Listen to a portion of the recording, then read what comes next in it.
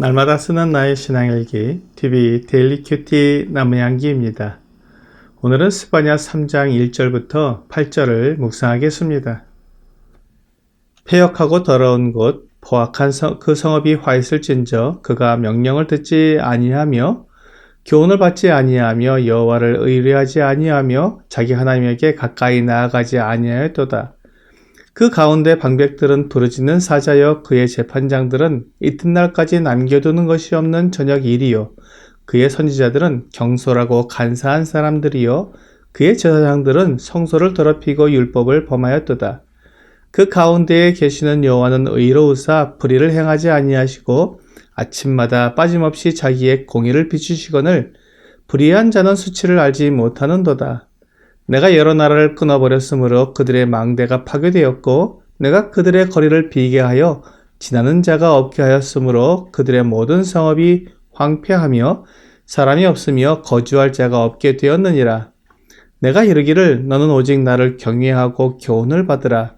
그리하면 내가 형벌을 내리기로 정하기는 하였지만 너의 거처가 끊어지지 아니하리라 하였으나 그들이 부지런히 그들의 모든 행위를 더럽게 하였느니라. 나 여호와가 말하노라. 그러므로 내가 일어나 벌할 날까지 너희는 나를 기다리라. 내가 뜻을 정하고 나의 분노와 모든 진노를 쏟으려고 여러 나라를 소집하며 왕국들을 모으리라. 온 땅이 나의 질투의 불에 소멸되리라. 하나님께서 다시 스바냐 선지자를 통해 예루살렘에 대한 심판을 말씀하시고 있습니다. 첫 부분에서 유다와 예루살렘에 대한 심판을 말씀하시고 주변 여러 나라들에 대한 심판을 말씀하신 후에 다시 예루살렘의 심판에 대해 말씀하시는 것을 보면서 하나님께서 스바냐 선지자를 통해 말씀하시고자 하는 것이 바로 예루살렘 주민들의 죄악에 대한 하나님의 심판과 경고임을 알 수 있습니다. 지금 예루살렘 주민들은 하나님과 우상을 겸하여 섬기고 있기 때문이었습니다.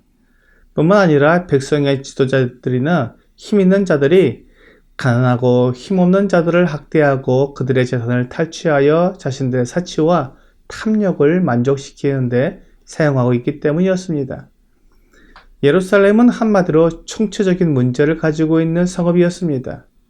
하나님께서 사랑하시고 보물처럼 아끼시며 그곳에 성전을 두신 성읍이 완전히 더러운 곳이 되어버린 것입니다.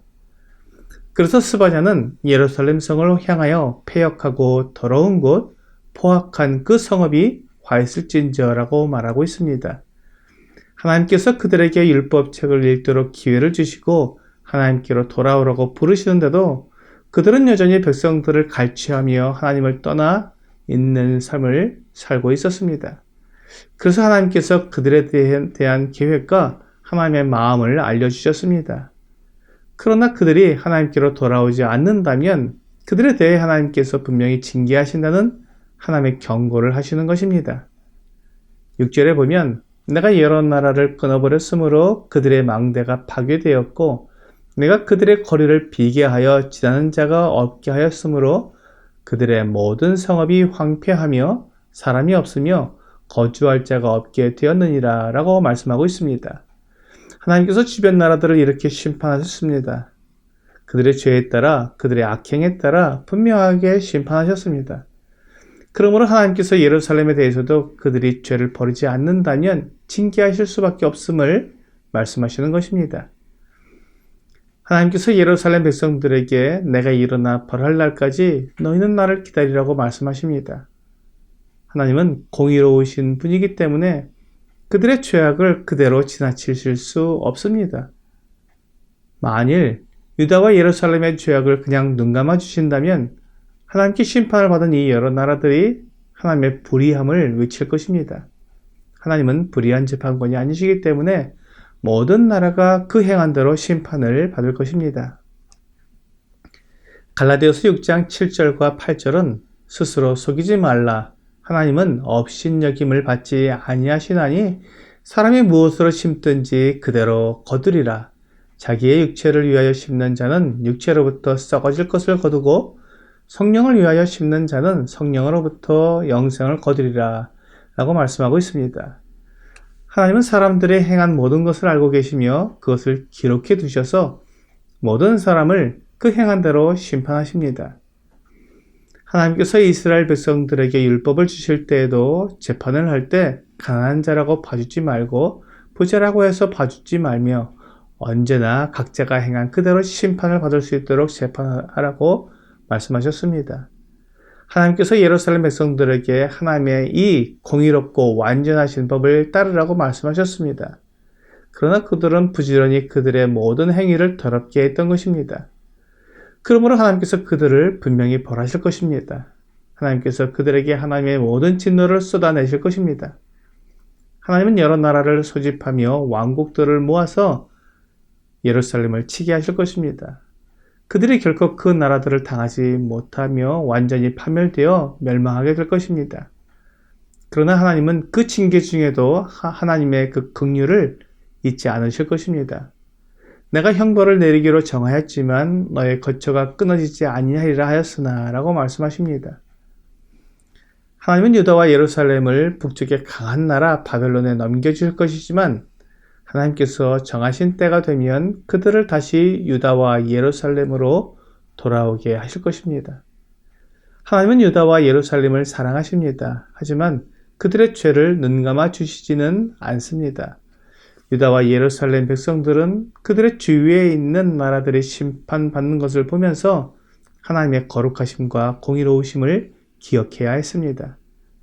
잠언 29장 1절은 자주 책망을 받으면서도 목이 곧은 사람은 갑자기 패망을 당하고 피하지 못하리라 라고 말씀하고 있습니다. 하나님께서 유다와 예루살렘 백성들에게 여러 선지자들을 통해 반복해서 경고를 하고 있습니다. 그리고 여러 나라들을 통해서도 그들이 충분히 깨달을 수 있도록 보여주시고 있습니다. 이렇게 여러 번 경고를 받게 되면 자신을 돌아봐야 하는데 예루살렘 주민들은 그렇게 하지 않았습니다.